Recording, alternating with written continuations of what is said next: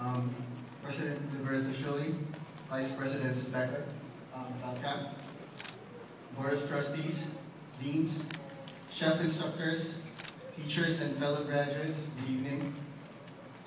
First of all, I want to take this opportunity to thank some people. First, I'd like to thank my wife for allowing me to chase my passion, to my sister, standing over there, for making this dream possible. Yes, she paid for my tuition. To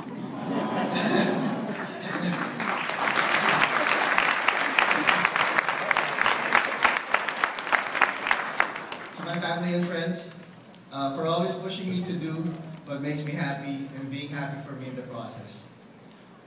I would also like to thank Chefs Pipino, Latona, Petrowski, and Dalcap for their support. They've shown me during the San Pellegrino competition. I thank you very much. I thank you. I also like to thank Chefs Lasans and Slonaker for introducing me to their colleagues. I appreciate the trust. To my intro to culinary instructors, Chefs Ferretti and Bellini, for teaching me early on how important it is to have good fundamentals in this industry. To Ms. Dorado, Ms. Peggy, Ms. Simoy, and Ms. Victoria, and all the teachers, I wouldn't be here without all your support. So thank you very much. You know, I've always been asked, how did I get into culinary? Why the sudden interest? I would think an answer, well, because I wanted to cook for my wife. But looking back, I actually baked my first batch of chocolate crinkles with the purest intention of giving it to this girl. She loved it, and we started going out. I was already rocking, oh my goodness, I can't believe I'm saying this. I was already rocking the line, hey, I just met you, and this is crazy. But I got cookies, so share it maybe. So I'm such a dork, sorry. Anyway, since then I already knew the power of food. And to all the guys out here, there's one thing I want y'all to remember. A happy wife is a happy life. So last week when I found out from Miss Bickle that I was a valedictorian, first thing that came to my mind was, oh, insert profanity here, I need to give a speech. Anxiety started to creep in, became so nervous, and I think at one point during the conversation I blanked out. I never imagined myself delivering a valedictory speech, ever. I asked myself, why me? Why should I? And I started to bargain with her. I asked her if I could just get the award and just let the salutatorian do the speech. She said no. But I think I got through the 5 stages of grief, from denial to acceptance, in 5 minutes. Well, more like 2. And that's what she said. So I began to draft my speech. And much like all our independent study projects, I started to do it a day before the deadline.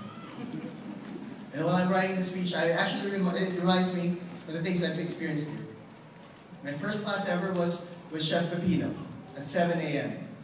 I had to wake up at 4:30, catch the train at 5:20, just to be there on time. Not early, on time. It was a brutal way to start my school, considering I love to sleep in. And I thought to myself, what have I gotten myself into? Is this the life that awaits me? Well, it turns out all of us are crazy for joining this industry. You find yourself working on weekends. Memorial Day and Labor Day, probably gone. Christmas, maybe. So moms, look at your kids right here. This year's Mother's Day was probably the last time you'll spend it with them. But kidding aside, why do we do it? Because we all love doing it. Well, at least for me, I love the adrenaline. The rush of cooking for 10 or 30 people in 30 minutes, it's priceless. Or maybe, just maybe, we are built with a passion that helps us move forward in this industry. I'm glad this school has given me a solid foundation in culinary. Sometimes you hear students complain about how the school is teaching outdated techniques. But doesn't that interest you? How procedures of the past have come to be? Why is it still applicable? and how the procedures today will someday be outdated as well. I don't want to sound preachy, but look at where we were back when we started and where we are right now. And I've always believed that it's not only the school you choose, but what you get out of it that's important. And much like in life, you only get what you put in. It's such a shame how we overlook the fact that we are surrounded by great chefs. If we just stop and ask them for their inputs. The wealth of knowledge and experience these chefs all bring to the table is there for the taking. So this I tell you, don't be afraid to ask questions. Simple ones, complicated ones. Funny ones, serious ones. There's no stupid questions. There are no stupid questions. Just the regret that you didn't bother to ask when you could have.